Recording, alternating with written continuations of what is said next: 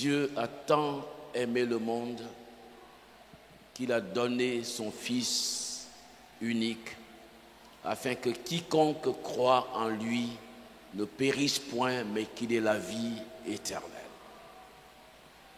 Dieu est un Dieu d'amour et de compassion, de miséricorde, mais en même temps, ce Dieu qui nous aime tant, il veut aussi que nous l'aimions. Mais comment aimer le Seigneur? Il serait difficile pour quelqu'un de vivre avec une personne qui l'aime tant, c'est-à-dire la personne vous aime tellement, mais vous l'aimez moins. Vous ne répondez pas à son amour par des actes d'amour. Aimer se traduit par des actes. Et dans toute la Bible, aimer s'est traduit par des actes. Abraham aimait Dieu. Il l'a traduit par des actes. Les actes d'obéissance réguliers, continuels, constantes. Il a grandi dans sa marche avec Dieu. Il a grandi dans sa relation avec Dieu par l'obéissance. Il a rencontré Dieu quand il avait 75 ans, mais Abraham a continué de grandir. Je parle ici spirituellement. Quel que soit notre âge, on grandit dans la relation avec Dieu. On grandit dans la relation avec Dieu. On a une taille spirituelle comme nous avons une taille physique. On a une dimension spirituelle comme on a une dimension naturelle.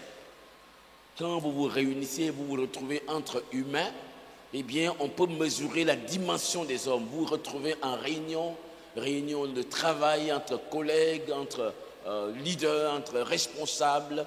Vous pouvez mesurer la dimension des uns et des autres par leur connaissance, par leur expérience, par leur savoir-faire, par leurs aptitudes morales. Et on respecte cette personne-là parce qu'on sait qu'il a de la dimension au plan social, au plan humain. Mais de même au plan spirituel, nous grandissons. Quand nous nous convertissons, nous sommes encore des bébés, spirituellement parlant. Mais après, nous sommes nourris par la parole de Dieu. Nous grandissons. Et toute notre vie durant, nous allons grandir. Lorsque le Seigneur Jésus reviendra, nous allons revêtir des corps nouveaux. Et nous serons dans la gloire. Mais l'éclat de la gloire sera proportionnel à la gloire de ta vie spirituelle sur la terre. Si tu as vécu une vie spirituelle terne, tu peux être sauvé, comme dit 1 Corinthiens, chapitre 3.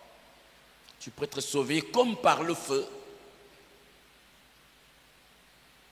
Mais l'éclat de la gloire que tu auras, l'apôtre Paul dit que les anges sont tous glorieux, mais ils n'ont pas la même gloire.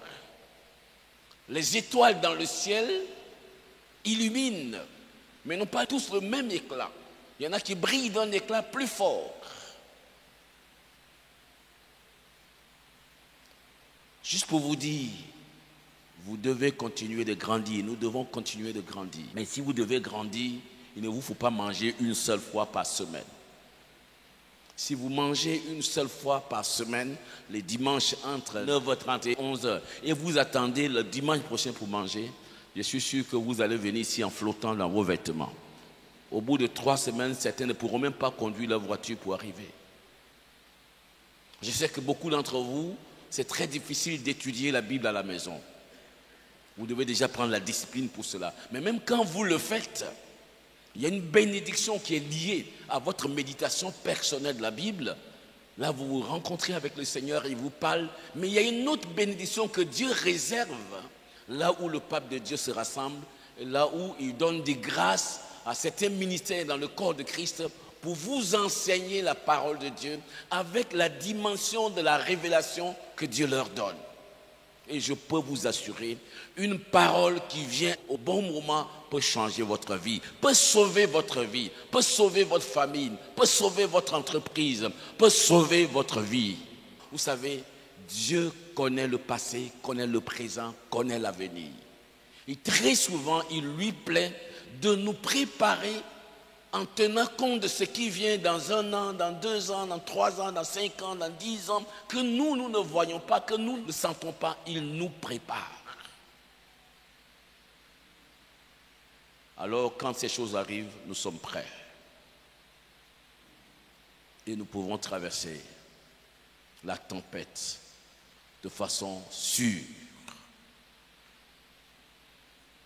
Que Dieu vous bénisse. Que Dieu vous bénisse. Je vous inviterai donc à lire Jean chapitre 21, 15 à 18, s'il vous plaît. Il y a des paroles, des textes que je lis et relis depuis des années. Et il me semble que le Seigneur m'arrête sur ces textes. Il dit, lis-les encore. Quand Dieu a un plan pour votre vie, un plan de succès, un plan de progrès, un plan de bénédiction, il veillera à ce que vous ne soyez pas heureux et accomplis ailleurs que dans le plan qu'il a tracé. C'est-à-dire, quand vous essayez que ça semble dur, ce n'est pas que Dieu refuse de vous donner ce que vous cherchez, ce que vous recherchez, ce que vous demandez, ce que vous désirez. C'est que Dieu veut que vous trouviez le chemin qu'il veut pour vous pour arriver là où vous voulez aller. Il ne veut pas vous laisser, il ne veut certainement pas vous laisser arriver à cet endroit par un autre chemin que le sien. C'est qu'il a préparé un chemin, une voie, une manière de marcher, une manière de servir, une manière de se conduire. Il veut que ce soit par ce chemin. Imaginez-vous qu'un élève soit dans une classe, il bombarde de bonnes notes, mais on découvre qu'il triche. Qu'est-ce qu'on fait? Il vient avec ses devoirs, ses exercices, il fait des résultats incroyables, il fait des réponses incroyables par rapport à ses amis, et on découvre que lui, il triche. On a le choix de le laisser réussir entre griffes, en trichant tous les jours, et en passant comme ça, en trichant, et il va devenir un diplômé qu'on va recruter quelque part, à qui on va faire confiance en se disant il a des connaissances, donc des compétences. Ou alors, on prend son courage à 2 mains, on lui dit mon gamin, on ne réussit pas, tu as donné les bonnes notes, ça peut t'amener là où tu veux, mais ce n'est pas la voie. Et on le recale. On lui dit, va bosser, va étudier, va travailler. Lorsque tu produiras quelque chose qui ressemble à tes propres efforts, qui incarne tes efforts personnels, ta volonté de travailler, qui est le résultat de ton effort, de ton travail, qui est une partie de toi-même, alors on va te récompenser et on va te donner le diplôme. Dieu agit souvent ainsi envers nous. Il veille à ce que vous arriviez là où vous désirez arriver en prenant la voie qui est la bonne. La voie qui est conforme à sa volonté. Parce que s'il vous laisse arriver à votre but en trichant, en violant ses principes, en vivant dans la désobéissance, il ne vous aime pas. Il n'est pas un père responsable. Il vous pètera. Très souvent, Dieu n'est pas en train de vous résister, mais il est en train de vous inviter en vous disant, mon fils, ma fille, marche dans mes voies. Peut-être que le Saint-Esprit connaît le cœur de quelqu'un, connaît les situations dans lesquelles certaines personnes sont. Il y a des moments où vous vous trouvez dans une situation d'épreuve et de tentation absolue. Vous pouvez choisir la voie qui va vous dépanner, mais qui ne va pas vous assurer une victoire définitive. Le mensonge, par exemple, peut dépanner, mais le mensonge ne délivre pas de manière définitive. La vérité seule rend libre.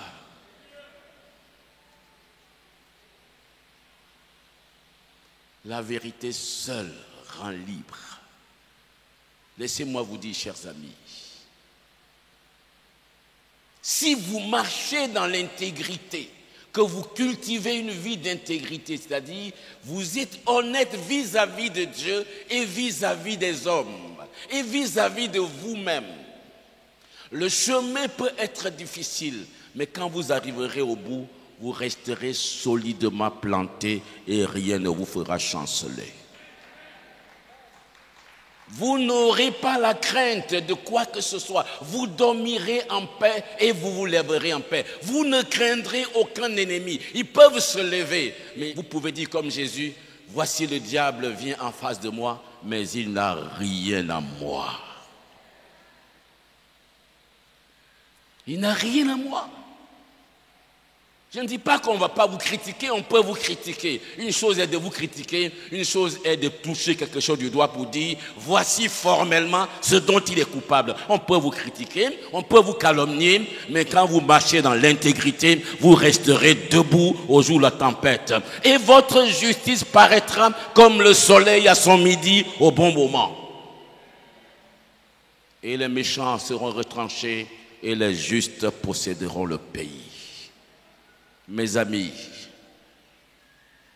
il me semble que le Saint-Esprit vous dit à certains d'entre vous, comme Dieu parlait à Abraham en Genèse chapitre 17 et lui disait, marche devant moi et sois intègre.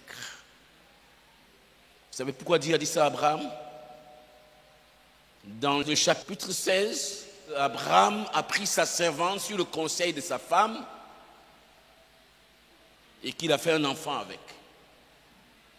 Les deux se sont entendus pour régler un problème. Mes amis, la manière dont nous réglons les problèmes peut résoudre le problème ou bien le remettre à 1 kilomètre plus loin. Et même il peut ajouter d'autres problèmes là-dessus. Vous êtes d'accord avec moi? Si un problème n'est pas résolu sur les principes du royaume de Dieu, en obéissant à la parole de Dieu, s'il n'est pas résolu en marchant dans l'intégrité, en obéissant, en marchant dans l'humilité, comme Dieu le veut, en se conformant aux principes du royaume de Dieu, ce problème va nous attendre quelque part ailleurs, mais en prenant des amis avec lui. Ils seront nombreux à nous attendre. On l'aura déplacé et il va faire des petits qui vont nous attendre. Alors Dieu se tourne vers Abraham, qui vient lui offrir son sacrifice. Dieu lui dit, Abraham, je suis l'Éternel, ton Dieu. C'est avec moi que tu marches depuis. Marche devant moi. Vous ne marchez pas seulement devant les hommes, vous ne marchez pas seulement dans la société, vous ne marchez pas seulement devant les pasteurs, vous ne marchez pas seulement devant votre femme, vous ne marchez pas seulement devant votre mari, vous ne marchez pas seulement devant le directeur, vous ne marchez pas seulement devant la justice de votre pays, vous marchez en tant que chrétien devant Dieu. Marche devant moi, sois intègre. Je ressens au fond de moi cette force qui me pousse à vous dire, certains d'entre vous, vous avez un avenir qui sera grand et glorieux, qui sera lumineux. Mais prépare cela, sois intègre. Écoutez-moi bien.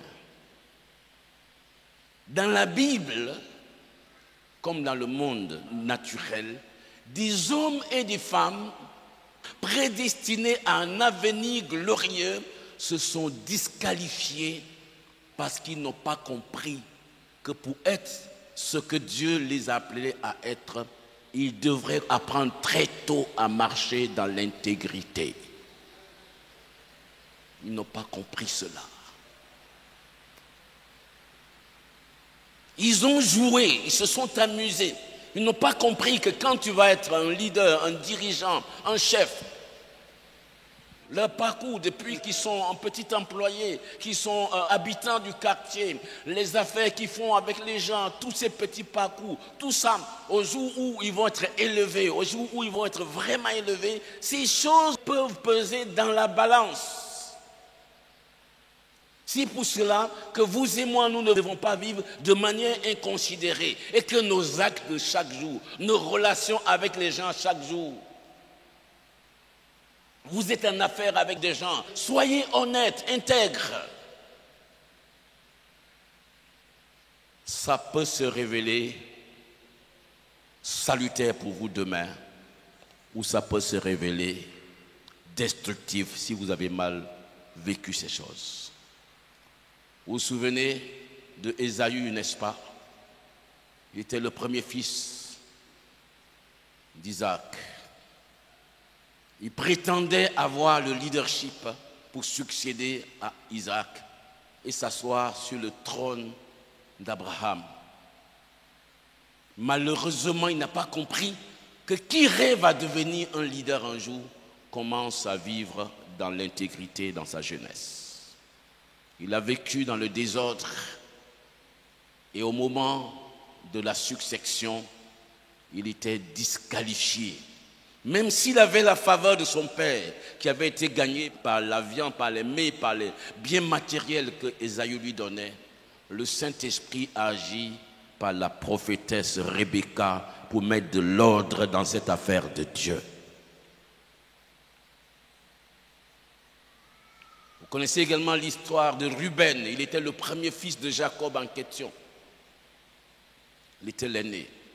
Il avait le droit d'aînesse. Quand son père Jacob devint vieux, il convoque tous ses fils. Il leur dit, Genèse chapitre 49, « Venez fils de Jacob, et je vous dirai les choses qui vont vous arriver dans le futur. » Ce sont les bénédictions du Père. Savez-vous que les bénédictions des pères sont importantes? Il y a des gens qui marchent sous leur père spirituel. Ils s'en vont d'une église à l'autre. Vous n'avez pas deux pères. L'apôtre Paul dit, vous n'avez qu'un seul père. Je vous ai engendré en Christ. Vous avez beau avoir 10 000 maîtres, vous n'avez qu'un seul père. Moi, je vous ai engendré en Jésus-Christ. Et je ne comprends pas ces ministères qui n'ont pas engendré des fils et des filles et qui s'approprient leur vie et qui règnent sur eux. Tu ne peux pas devenir le père d'un enfant qui a été engendré quelque part. Tu peux être son tuteur. Mais ce à quoi ces gens s'exposent, c'est qu'au jour du Seigneur Jésus-Christ, l'apôtre Paul dit, ce que nous avons gagné à la foi, ce que nous avons engendré à la foi, ça ne sera pas une question de choix. Ils seront alignés derrière celui qui les a gagnés. C'est alors qu'on verra qui a fait quoi. Mais Ruben, au moment où son père dit, je vous dirai ce qui va vous arriver. Jacob veut parler du futur de ses enfants et il prend dans le passé.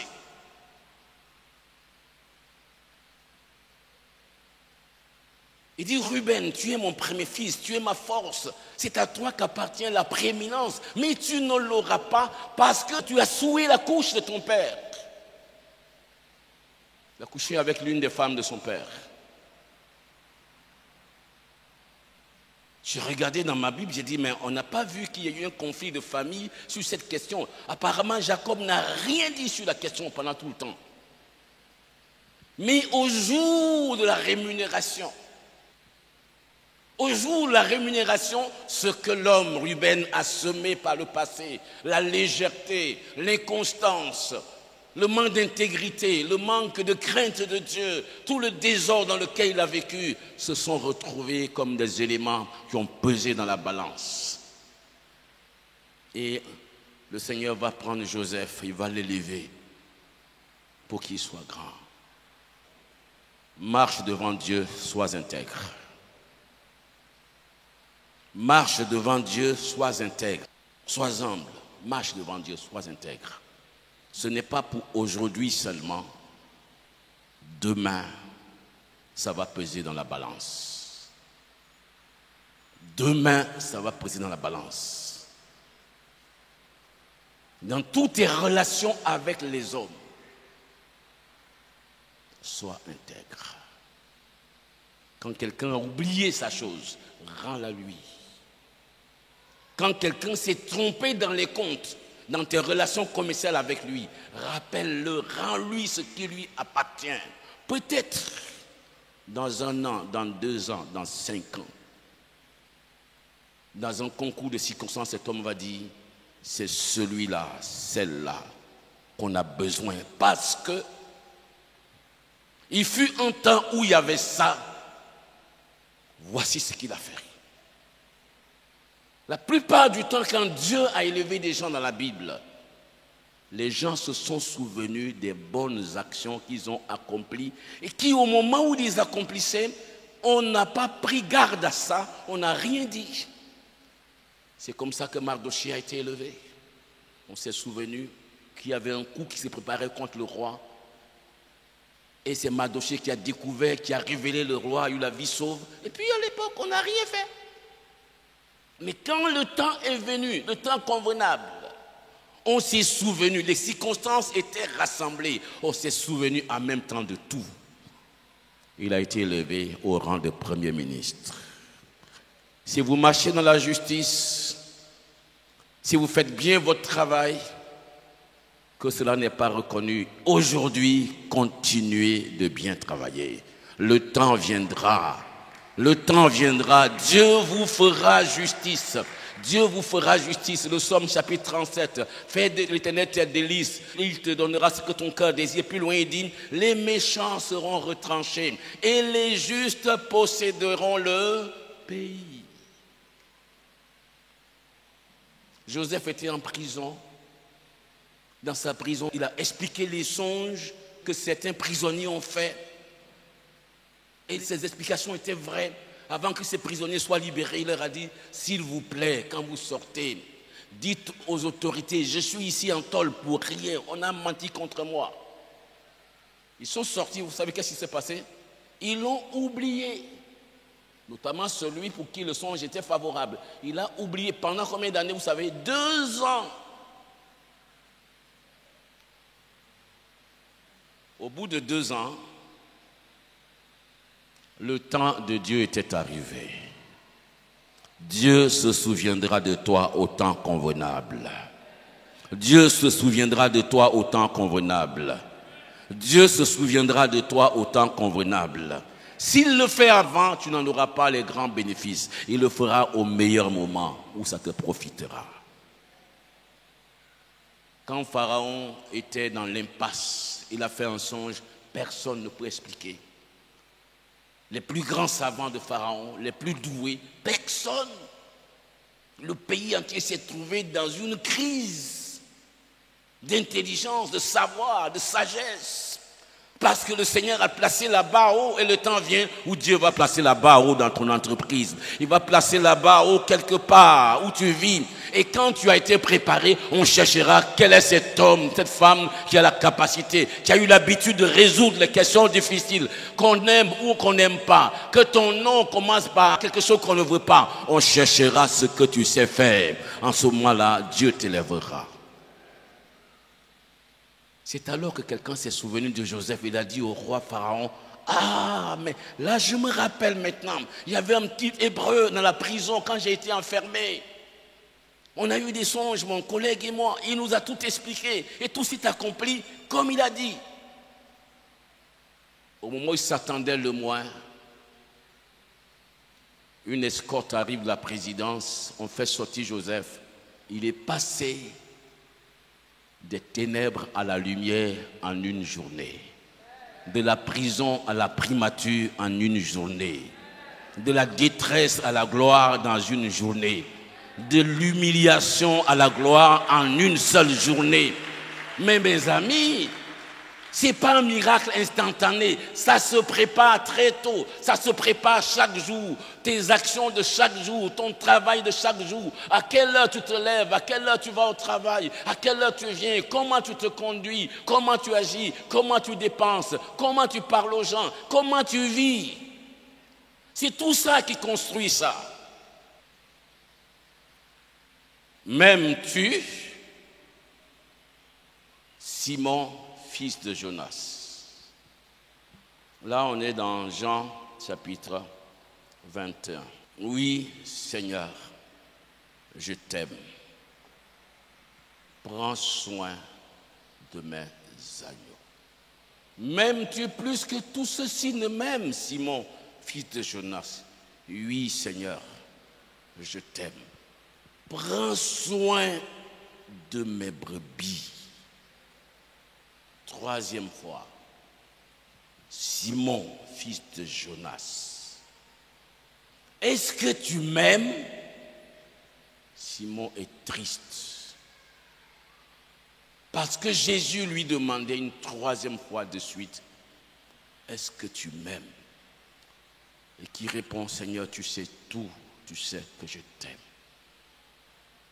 Jésus lui dit, prends soin de mes brebis.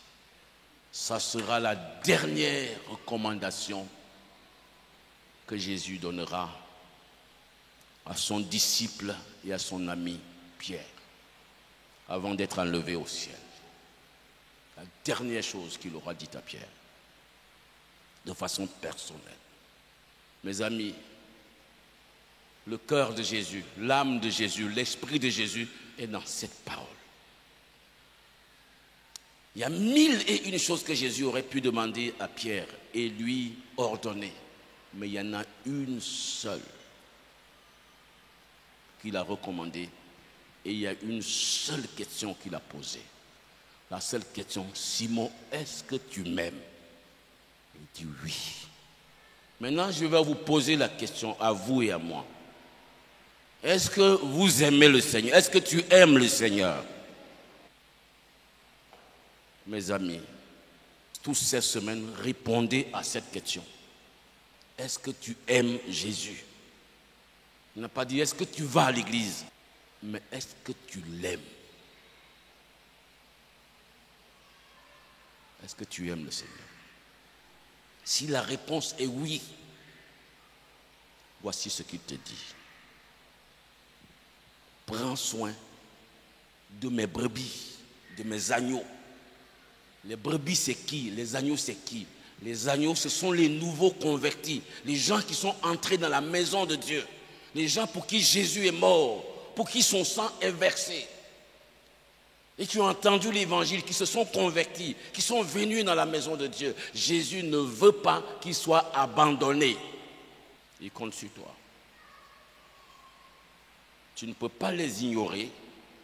Tu ne peux pas ignorer de t'occuper du troupeau de Dieu et dire que tu aimes le Seigneur. Si tu aimes le Seigneur, la chose qui le préoccupe, ce sont ses agneaux. Le Seigneur n'a pas vécu pour lui-même. Il a vécu pour le Père. Il a vécu pour son troupeau. Vous savez, quand Jésus était sur terre, quand vous l'invitez à déjeuner, il était très souvent invité. Je ne sais pas s'il n'a pas mangé les 2/3 de ses repas en invitation. Vous invitez Jésus à déjeuner en temps normal. Combien de plats vous prévoyez pour les invités? Vous prévoyez 13 d'abord. Vous invitez un seul individu, il vient avec 12 messieurs. En Europe, à nos frères, je leur dis, vous croyez la Bible, vous la prêchez, et vous vivez en vous éloignant des autres. Quand tu as reçu Jésus, tu n'as pas reçu Jésus seul. Tu l'as reçu avec ses 12. Ça ne veut pas dire que nous tous, on va aller chez toi ce midi à la maison pour manger. Ce n'est pas ce que ça signifie. Mais ce que je veux dire, c'est quoi? Si tu as accepté Jésus, que tu l'aimes, sache que Jésus aime plein de gens qui sont là, dont nous devons nous occuper. Prends soin de mes agneaux. Prends soin de mes agneaux. Prends soin de mes agneaux. Que Dieu vous bénisse. Que Dieu vous bénisse. Amen.